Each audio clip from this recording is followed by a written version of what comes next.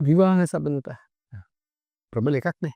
පවුලේ සබඳතා ගොන්නේ විවාහය අතර එක විතරක් ගත්තොත් හස්බන්ඩ් වයිෆ්.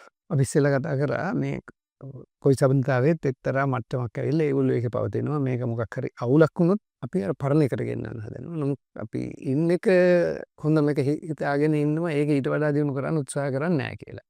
අද තියෙන එක අවුලක් වෙලා බහැපු එකක් නෙවෙයි නා. රණ්ඩු වෙලා අපි කතා කරගන්නේ නැහැ. හරි මොකක් හරි එකක් නෙවෙයි නා. මේ සාමාන්‍ය මට්ටමේ පවතින විවාහය. කවුරු හරි ජෝඩුවක් ඉන්නවා.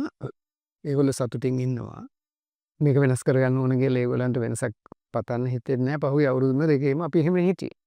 තව කෙනෙකුට පේන්න පුළුවන් අනේ පව් මේ දෙන්නට කියලා මේ ඉන්න හැටි. මොකද ඒගොල්ලන්ට අවුලක් දැනෙලා නැහැ. ඒකින්ද ඒගොල්ලෝ මේ වෙනසක් පතන්න හිතන්නේත් නැහැ.